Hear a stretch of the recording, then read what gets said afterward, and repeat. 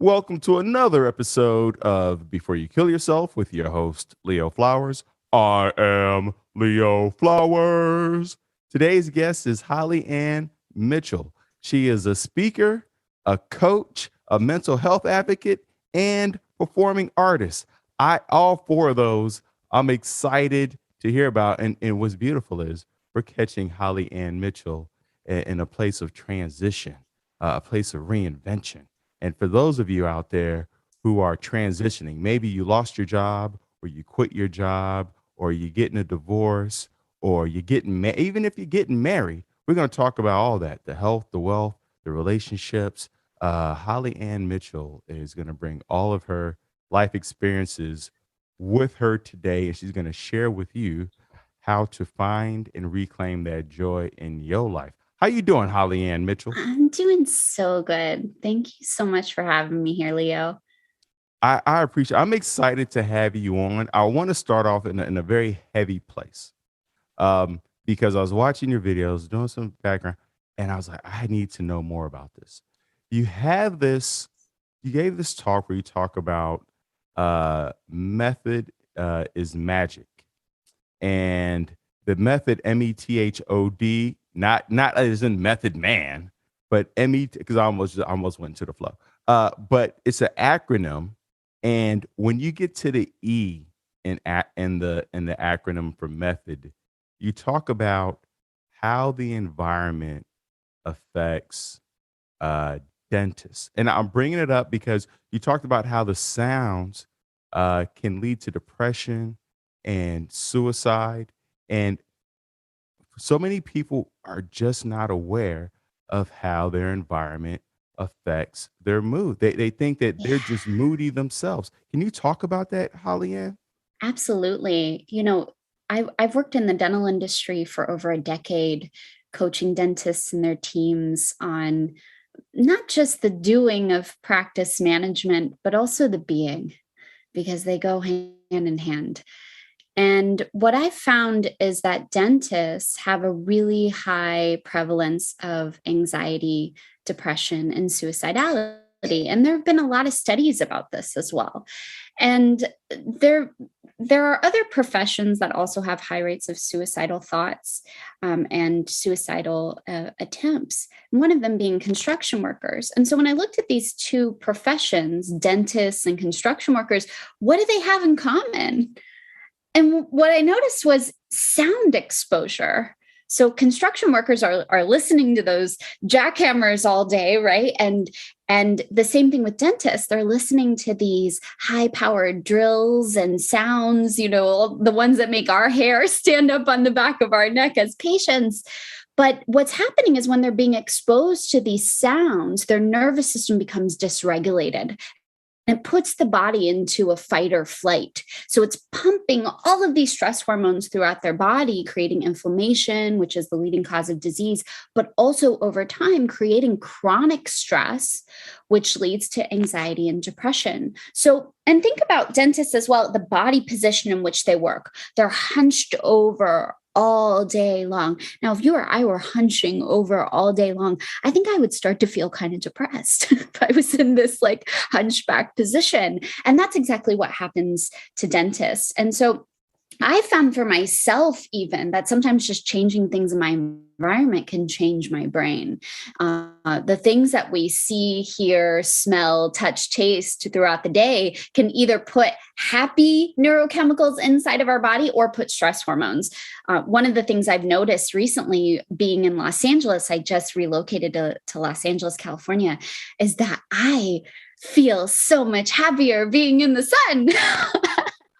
Seems kind of obvious, but light has a huge impact on our mood and our ability for our nervous system to regulate. And so sometimes just experimenting with a change in what's around you, things that you see, touch, hear, taste, smell, can really have an impact in how much better you feel throughout the day.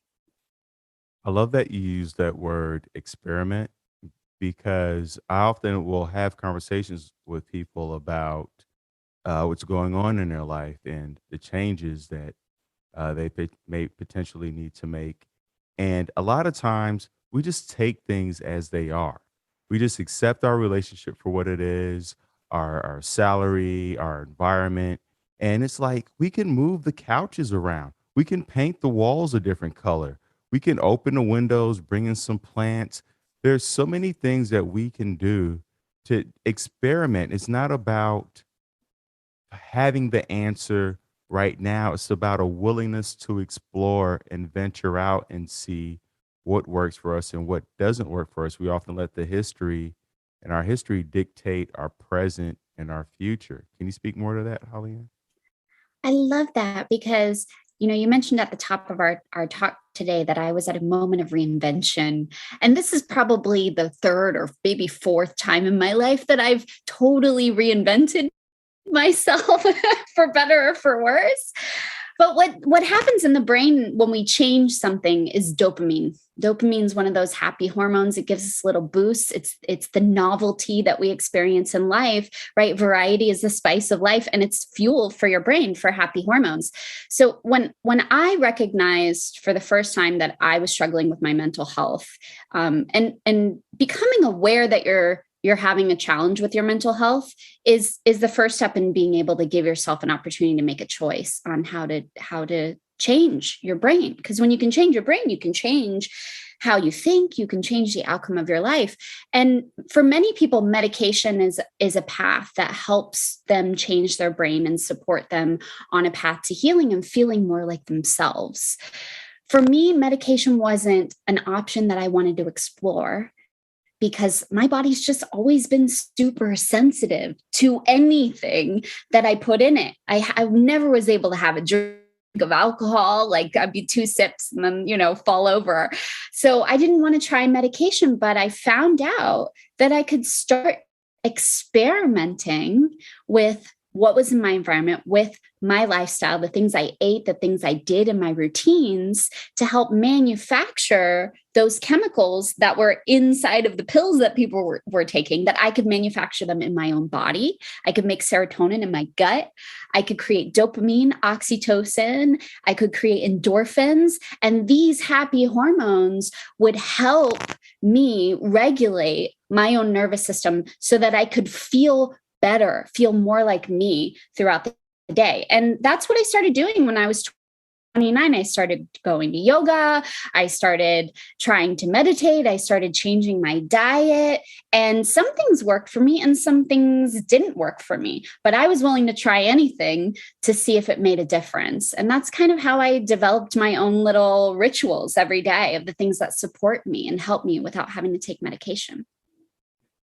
I love that. And when you talked about your mental health challenges, can you share with us what that experience was like for you? And then you said there were things that worked for you and some things that didn't work for you. Can you share with us what didn't work for you and what did start to work for you? Sure. Well, if we go back to the first time that I totally broke in my life, and I think of these moments of breakdowns as really my breakthroughs. Now looking back at them, in the moment, it feels horrible to break down, but you can use those moments of. Can I curse on this podcast? Are we cool with that? You can, but then that Okay. limits All right. Well, the I'll exposure. just I'll give you the PG version. So, if you can take a moment of crap, right, and you turn it into fertilizer, right, to help you and others to grow, like those are those moments of post-traumatic growth. And so in these moments, the first time in my life where this happened to me, I was 22 years old and I had just graduated from NYU's Tisch School of the Arts. I had always wanted to be an actress on Broadway. It's why I moved to New York when I was 18. And I also had this kind of really inconvenient habit called anxiety that was in my brain and took over me from time to time. And I sort of just like worked around it. And the reason that it was incredibly inconvenient is because the way anxiety showed up for me was whenever I would get stressed out, I would pass out. I would faint. It's called vagovagal syncope, anxiety-induced fainting, just like those old movies, right? I need my smelling salts. That was me, right? Very inconvenient on the New York City subway to, have a fight with your boyfriend and pass out in front of everyone. So I was trying to live with this condition. And when I was 22, I graduated and I was about to go to the most important audition of my life, which was a showcase in front of casting directors and agents. And I woke up on that morning and I had a panic attack and I fainted. And I called and told them I had food poisoning and that I wasn't able to come to the audition. And I froze and I never went to another professional audition ever. And it took me 6 months to run out of money. And I found myself homeless. And I found myself without my identity. Because the only thing I ever wanted to be was an actor. And my anxiety was preventing me from pursuing my dreams. And I felt like I lost everything. I felt like I lost myself. I felt like I lost my reason for being on this planet. And it was in the middle of the night, sleeping on someone's couch in Queens, in the middle of the summer, sweating to death, couldn't sleep, that I thought about ending my life. And I saw really that I had two paths. One was to just call it and leave the earth. And the other was to reinvent myself and try again. And what kept me glued to the planet in that moment where I had lost myself, lost everything that I loved and everything I'd ever worked for, was my love for my mother and my sister, because I didn't want to cause them pain. I loved them more than I loved my own life. And that's why I decided that I was going to choose a different career and I was going to try to make myself over again into something else. And in that moment, I decided I was going to become a dentist of all things.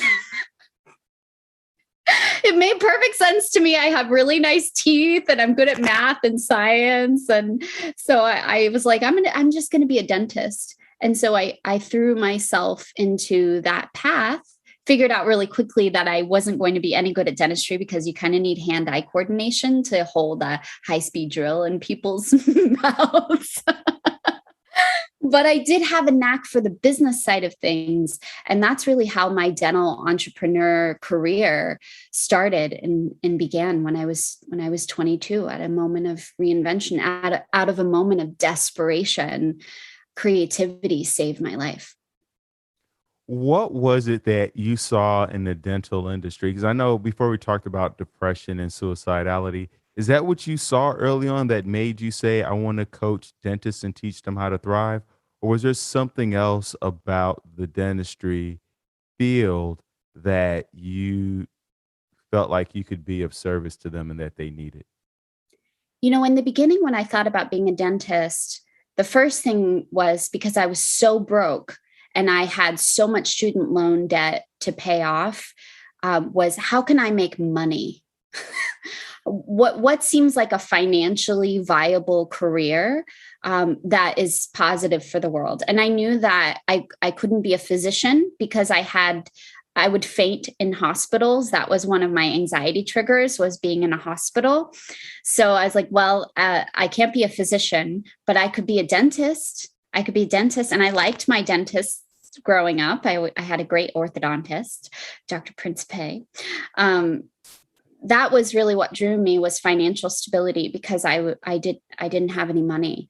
And when I found my way into it, I found that it was a really interesting career because it's so dynamic and so strange that dentists graduate from school and they know how to fix teeth, but they don't know how to operate their businesses. They're required to be this marketing guru and find out how to, grow their business and attract new patients. They're required to be head of HR. They're required to be head of operations and strategy and the CEO. And most dental school programs have very, very little business training, most of it completely irrelevant and useless and out of date. But what I was able to do was to help the doctor who hired me to really understand his business and grow his business. So when I started managing his practice, we doubled in size in the first year. And then I figured out, oh, I'm pretty good at this business stuff. And it's a big problem in the industry that causes a lot of anxiety, stress, and depression is these dentists who have a skill, but they don't know how to be an entrepreneur. And I saw an opening and went for it. So you talked earlier about sound and how our environment. I had a podcast with Evan Tranzo, and he talks about how environment pulls the trigger. And you mentioned how that the noise pollution in a dentist office or in a construction site, and I'm sure a lot of listeners live in very noise polluting areas, urban areas where there's sirens, maybe gunshots, the dogs barking next door, and just even construction work on the streets, et cetera. What are some of the techniques or strategies you use to help dentists cope with the sound? When I lived in New York City for 15 years, I didn't realize how much sound, right? Oh, that hyperstimulation of my nervous system was affecting me until I spent a little bit of time in nature and recognized that I felt completely different. So just being able to pull yourself out from time to time and pressing that reset button on your nervous system is really important. But one of the tools that I found really supportive for me and often recommend to my clients is something called binaural beats. Binaural beats is when you have your earphones in and you're listening to two tones that kind of sound like white noise or brown noise, pink noise, all these different color noises. But they're playing at two different tones in either ear. And so what happens to your brain when you're listening to these sounds is it slows your brain waves down. And this is really the key to relaxation, to meditation, to even hypnosis, because I have a certification in hypnosis and a fascination with the unconscious mind. What you're doing when you're accessing these slower brainwave patterns is you're re-regulating your nervous system back to a state of ease and access to your unconscious material. Your higher thinking happens when your brainwaves are slower. And some people who are musicians or they've experienced flow state, maybe when they're writing or cooking, where they're just fully immersed in a task and time sort of falls away, that's when your brain is much slower. And you're usually a lot more creative and you have access to the best parts of you when your brain is in the slower state. And binaural beats is a great way to meditate just by listening to this noise and getting yourself quiet. So is that what we are hearing when we walk in nature? Are we getting that? Are there ways that we get that naturally without the headphones and going to our Spotify playlist of binaural beats, which I do listen to when I'm studying? Yeah, when you're in nature, absolutely. Your body is re-regulating back into that place of ease. So your brain waves are going to slow down, right? It's just because there's that lack of stimulation, especially if you didn't take your device with you, your technology with you, the sounds around you, right? They're really pulling you into the present moment. Even just looking at nature, at plants, at water, it's going to increase serotonin. And that's one of those happy neurochemicals that are going to make you feel more like you. Tell us more about serotonin. You talked about dopamine, serotonin, endorphins. Can you break down what those differences are? Because you're right. So many of us are trying to access dopamine through food, sex, drugs, TV, and serotonin through there's different supplements and drugs out there. But what are they individually, and how do we access those naturally?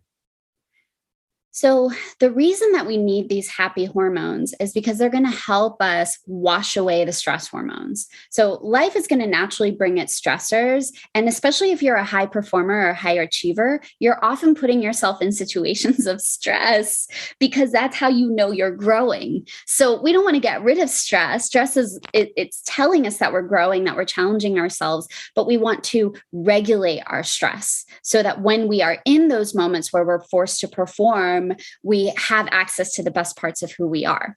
So when we're washing away these stress hormones, we're helping to regulate our nervous system and helping us to stay online in our prefrontal cortex, which is, if you tap on your forehead, that's the front part of your brain. That's where all the goodies are. That's the executive function. That's your creative brain. That's all in the prefrontal cortex. So we need to be able to manage our balance of these stress hormones and wash them away with these happy hormones in your brain. So dopamine, oxytocin, serotonin, endorphins, they spell the word dose. So if you want to dose yourself, get your daily dose of these happy hormones, you're just going to feel better. And when you feel better, you think better. And when you think better, you do better. You relate better. Life is just better when you feel better. So why not dose yourself every single day? So it's the fuel that your brain needs, right? You wouldn't go a day without food and water. This is the fuel that your brain needs to be you, to be the best you that you possibly can be. So, I started to research what are the things that I can do to incorporate dopamine, oxytocin, serotonin, endorphins into my lifestyle so that I could stay feeling like me, because I've had trauma, right, in my life, and genetics. There's a lot of mental illness in my family. So I know that I'm already operating at a deficit. My body's more prone to these traumas, stress hormones than maybe the average person who hasn't had the life experience or the genetic makeup that I do. So I need a little bit more maintenance. I'm like a Ferrari. I'm high maintenance, high performance, and that's okay. So here's how you maintain. Here's how you introduce them into your life. So the first one is dopamine. Now, dopamine is like the woohoo chemical. It's the reward chemical, and it feels really good, but it's kind of short lasting. You can get dopamine from good stuff, and you can get it from bad stuff, from healthy things and unhealthy things. So anytime you're engaging in something that is highly addictive, where you're getting that like little jolt of woohoo, like video games, dopamine is involved, right? So you want to choose your dopamine wisely, but you can get dopamine just from little things like chocolate, right? Use in moderation, but chocolate will give you dopamine. Really just anything that's novelty, anything that's new. So changing it up, changing your environment, changing your routine, even just like walking a different route home is going to give dopamine to your brain. Anytime you introduce a little change, you're introducing dopamine. So that's one of the neurochemicals that we want to introduce. The next one is oxytocin. That's the love hormone, the cuddle hormone. You get that from cuddling a pet or cuddling your partner, from sex, solo or with somebody. So that is really, really good for your heart. It's really, really good for your immunity. And it helps to regulate your nervous system because it helps you stay in connection with other people.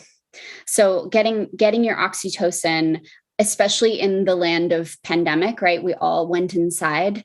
And for me, I was alone in a New York City apartment for 6 weeks. So I had no oxytocin happening because of that lack of human connection. And I knew I was not okay. So I had to get out because I wasn't okay. I was crying uncontrollably and went and saw my mother and hugged her dog and her, and I felt a lot better immediately. So get your cuddles in, folks. They're really good for your health. I just want to jump in right there because I just went home for homecoming, and because I played football at Ball State, and I'm thinking back on my buddy and his family and kids, and I'm playing with the dog, and I was just like, wow, this is really soothing. Playing with a dog, and we don't have any dogs. And then he has an 8-year-old Maya, and she's all about the hugs. And then I was thinking about like my former roommates, or not former roommates, but former teammates, and hugging them, and how like as men, we that hug lasts like 0.5 seconds and is not really enough to get the dose of oxytocin. The thing that we really need as men, but as people in general, like you said, you're in your apartment for 6 months to get that oxytocin, that feel good drug, that drug that allows us to feel connected. So a lot of us who feel disconnected, it's the pets, your partners, a friend. Get that, I don't know, maybe a weighted blanket. Will we get that benefit kind of from a weighted blanket if we are out there in the wilderness alone? You wouldn't get it from a weighted blanket, but weighted blanket does help to regulate the nervous system. It increases serotonin actually, but not oxytocin. But here's the cool thing. Even if you touch yourself, it will create delta waves inside of the brain. So it'll slow your brain waves down and increase oxytocin. Hugs, touch, pressure on the upper body, head, and hands, right? Those warm hands on your own body. You can give yourself those self cuddles. But if you have a friend and you both feel safe and vaccinated, you can have a movie night and just cuddle up, right? Like put on a movie, get some popcorn, get under a blanket and like snuggle up, because you're going to feel so much better. And it's really, really good for your health. I love that, because I realized that part of the messaging I received was touching yourself was inappropriate in any way. Mm. And as I'm getting older, I'm recognizing the value in, like, like you said, touching my hands or my arms or my forehead, and just becoming more comfortable with soothing myself in that way, and that it's not all, having an undertone of sex or some type of inappropriateness. And I think a lot of people have been shamed out of Mm. soothing themselves from touching themselves in a very healthy way. Yeah, I love that. And you can even do a little time travel with yourself. Like if you want to imagine yourself in a younger age at a time when you really needed a hug, you can go back there and you can give yourself that hug that you needed. And oftentimes that can rewire that memory and give yourself a resource that you didn't have at the time. It can be powerful. Yeah, I had a buddy on the football team who had a stuffed animal, and I don't think he still has it, but he's like, yeah, man, I need that stuffed animal. And I realized there may be and I could see like why kids walk around with a stuffed animal or the weighted blanket. It's a way of comforting Yeah. themselves. But I don't want to cut you off from the dose. So the S is in So the serotonin. S is serotonin, and 90% of the serotonin in your body is made inside of your gut. So food has a big impact on how much serotonin is coursing through your body.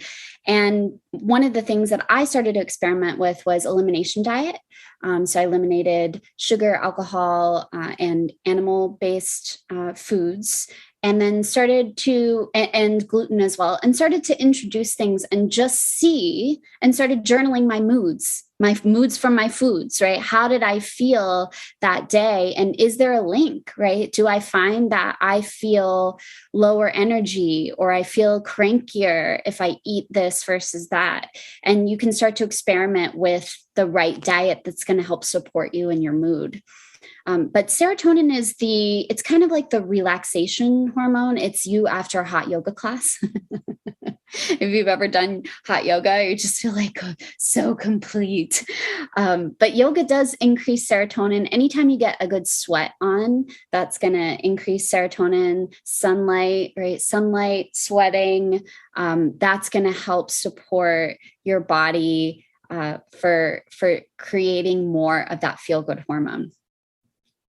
And what's interesting is serotonin between other people is known as the trust and confidence hormone. So the more serotonin that you have in your body, the more you're able to connect with other people and create trust responses in the relationships that you have, whether they're personal relationships or professional ones. You want other people to trust you. You want them to do business with you.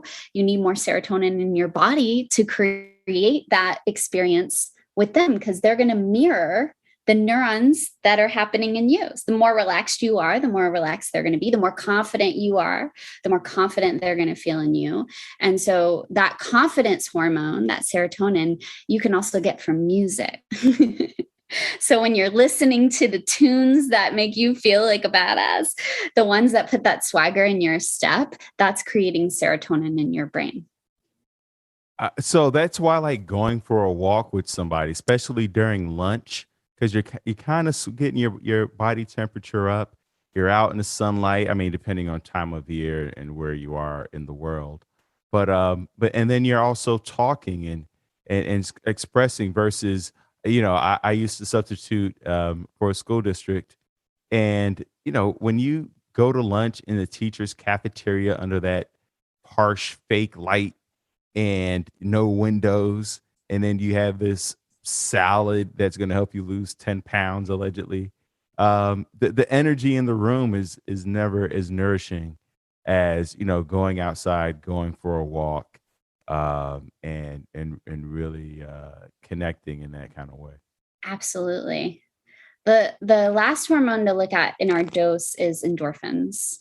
So this is your I'm powerless. This is like you as like Rocky on the top of those steps, doing the yes, I can. That endorphins, that's the alive hormone. So when you got endorphins, it actually happens after you do boxing, which is one of my favorite ways to stay fit. I love to box. I think any woman should box. It just gives you so much more power in the way that you stand and hold your body. And it gives you that endorphin rush. Anytime you do intense cardio, you're going to get that endorphin rush for sure. Earlier, you talked about how your mom and your sister were two people that kept you grounded here on Earth, and helped you to zoom out a bit and think about what you want your life to be about and living for them. What was your relationship with your father? The relationship I had with my father was really complicated. I am who I am because of him, and despite him, he the defining moment of my life was really our last conversation before he passed away. And my father died of cancer at the age of 63. And I went to say goodbye to him. And he was in the hospital bed. And I reached down and I found his hand and I held it. And he was full of regrets for his life and for his relationship with me. And he apologized and he said, I'm sorry I wasn't more.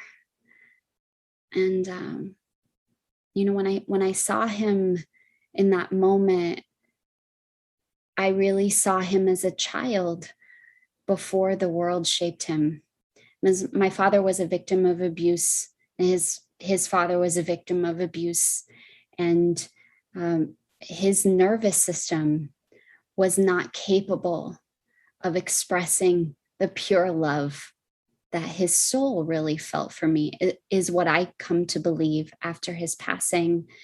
And in that moment when we said goodbye to each other and we held each other for the last time, any pain or anger that I had held for him was completely gone. And I believe that his hug healed me of any pain that he had caused. And in his passing, I feel him free from his body, right? Whatever we each believe happens after our bodies have stopped functioning. I personally believe that my father is free from the confines of his limited body, of his limited human experience. And now he is free to love me fully and unconditionally the way that his soul really intended to. And I feel his presence in my life. I feel his helpfulness in my path. And I'm so grateful that I am his daughter, because I get to carry on the legacy that he wasn't able to achieve in his limited life. It seems like a huge part of being able to forgive someone is one, if you get that opportunity where you can feel and sense that they truly did the best with what they were left with, right? Generationally, and also chemically, genetically, and then for them to feel, it seemed like like you said, you sensed the regret that he had for how uh, your experiences with him, um, and two, because we're aware of the context of the behavior of the person who's before us, it allows us to have a bit more compassion that who we are, and because when we have compassion for other people, it allows us to have compassion for ourselves. At the Mm. beginning of this, you talked about how your genetics factored into your mental health and your childhood experiences, and that allows you to say, okay, this isn't just me, this is uh I am a part I am my history. Mm. And so what am I going to do with that? How am I, how am I going to transform this? And you did that also with, going from I want to be a dentist to, oh, I want to coach. You looked for opportunities from your obstacles. Can you talk more about that? I love that you mentioned compassion, because I believe in forgiving my father, I became more compassionate with myself and my own journey and my own obstacles. Um, there's this amazing quote by author Isabel Wilkerson that really changed the way I see compassion. And she says that radical empathy is not, what would I do if I were in your shoes? Radical empathy is, what do you do based on the experiences that you have endured? Who are you, and how do you make your choices based on the life that you have lived? And we're all living different lives with different experiences, and that's what compassion is. And then we have the courage to make choices once we've had the compassion.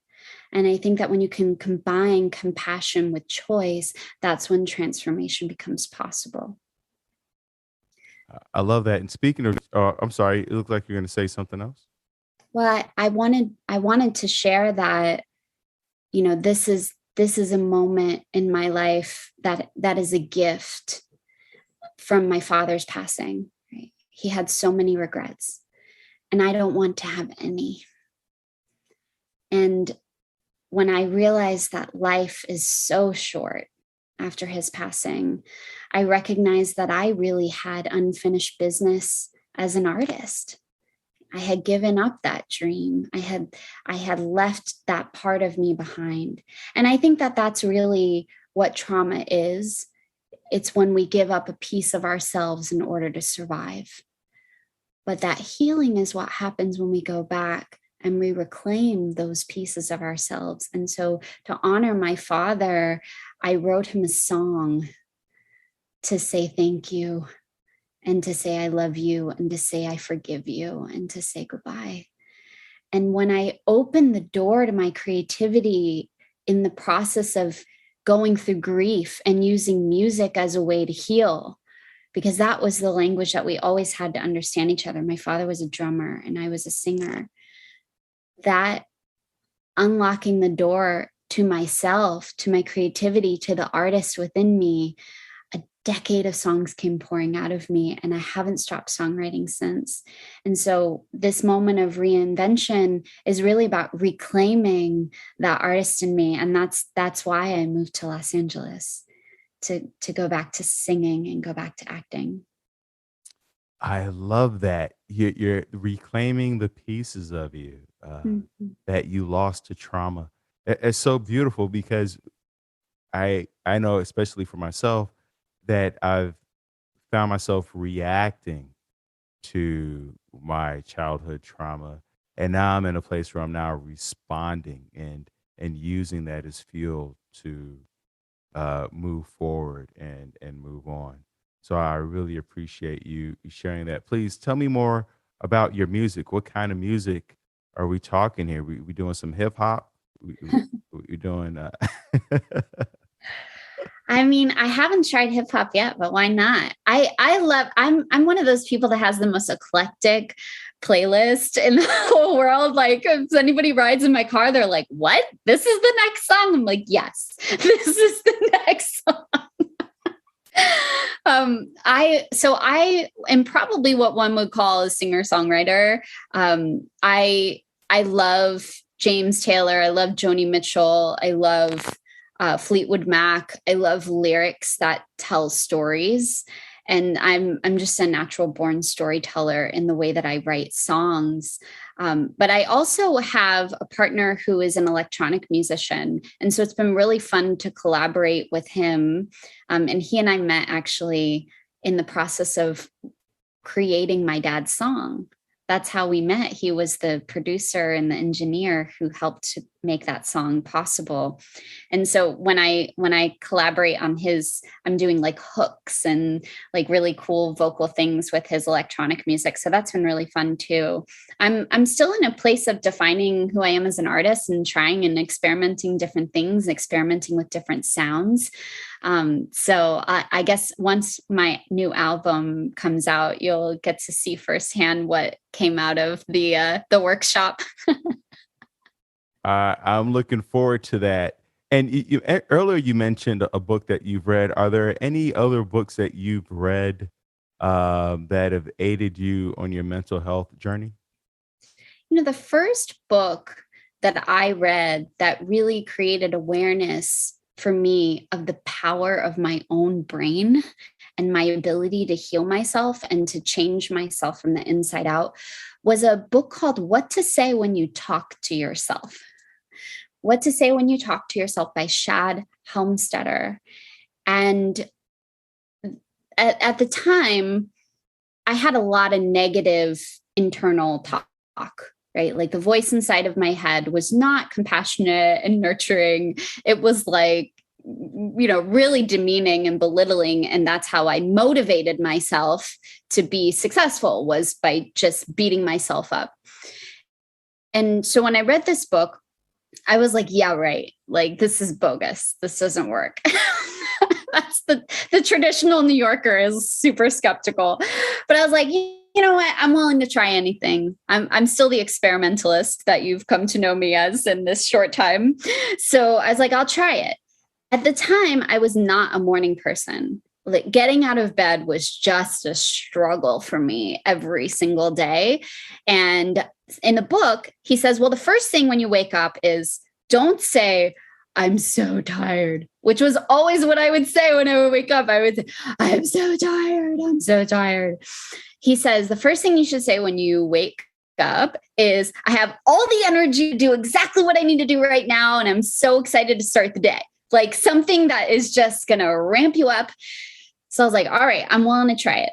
So for a week, I committed to every single day that my alarm would go off, I would jump out of bed and go, I'm up and I have all the energy I need to face the day. I'm sure my neighbors did not appreciate me shouting this at 6 o'clock in the morning.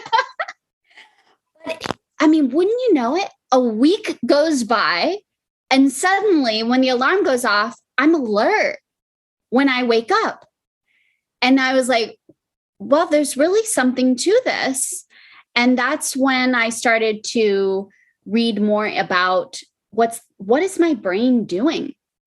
why do I struggle with this? What is trauma? What is anxiety? What is depression? And I got so fascinated with the brain, and it really led me down this rabbit hole of discovery. I was reading a book called Awaken the Giant Within by Tony Robbins, and that's how I learned about neurolinguistic programming, which is the power of language and imagery to create certain responses, positive or negative, in your mind. And that if you can change the language and the imagery that's happening inside of your brain, you can change the neurochemical response to the language and the image that's going on inside of your brain, because that's how we change our results, is by first thinking different thoughts. I've heard that book come up so many times, Awaken the Giant Within. And one of my good friends is reading that now, or probably rereading it. So I'm definitely going to pick that up. And you know what? And I realized the power of what you were saying earlier of like, when I wake up, I'm going to, have all this energy and I'm excited to start the day. And it's not about, at least for me, because I practice this also, it's not so much about lying to ourselves or deceiving ourselves or trying to trick ourselves into waking up with energy, but it's about breaking our typical pattern of noise in our brain of, I don't want to wake up another day. Because after a while, waking up with energy and vitality and being excited, that starts to become a habit. It becomes part of our pattern. So a lot of our thinking is just habits. It's not necessarily really how we feel or how we think. It's just a habit that we've built up. And so this is about breaking the habit. Am I saying that correctly, Holly Ann? Yeah. Anytime you interrupt a pattern, you take your power back. Right. And so anytime I recognize that something's got a hold on me, right, and I'm not choosing it anymore, that's when I go, okay, I need to take my power back, because I could go back to that habit and decide, I actually really like that. I think it serves me well. But being intentional, because when you can take your power back, there's a lot of responsibility in that too, because then you have to, then you're the one driving the car, you're the one setting the destination. But the habits that you have, they got you here. They've kept you safe. They've kept you alive. They've gotten you here. So they're not necessarily bad, but at some point they become no longer useful to who you want to become. So you can thank them for being here for as long as they've been here. And then taking your power back and finding a way to interrupt that habit and create a new neural pathway, a new way of being. And that will create a different result for you. I love to say that every behavior has a positive intention, no matter what the consequence it has in your life. Every behavior wants something good for you. It wants you to be safe. It wants you to be loved. It wants you to grow. Finding out what does this old habit really want for me? And how can I find a different way to get that need met? And that's what compassion is when you're looking at changing your habits. I love that. Thank you, Holly. And last two questions. What are you looking forward to? I'm looking forward to everything that's happening right in this moment. Uh, This conversation has been really such a great reminder for me of how far I've come. So thank you for asking me about my journey. And I went to I went to my first audition in 12 years a couple of weeks ago, and I am excited to report that I booked the lead in a new musical here in Los Angeles. So I am I'm reclaiming the artist, and it feels really, really great to come home to myself. so powerful. How can people come home to you? I was trying to be clever with the words, but because you are a coach, how can people reach out to you? They can find me at hollyannmitchell.com, Holly with a Y, Ann with an E, Mitchell with two L's.com, or on Instagram. It's my name, Holly Ann, with an underscore Mitchell, Holly Ann underscore Mitchell. And then last question. I always imagine there's one person listening who may be on the precipice of wanting to end their life. before you kill yourself, what would you say to them, Holly Ann Mitchell? The first thing I would do is talk to that part of yourself that wants to kill yourself and listen. Listen with so much love. And whether that's talking inside of your own head or journaling, right? Play your own best friend in that moment. Listen to all of the pain.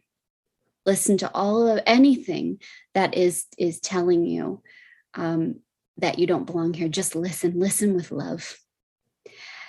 And once you've listened, offer some other alternative paths, whatever they might be, right? They could seem outrageous to you, but offering alternative paths. And then as your friend in your head has offered you alternative paths, fast forward to the future, down that path, and see your life then. What's different? Who's around you? Who's been impacted positively because you are still here? And from that place, talk to yourself in this moment right now, from future you,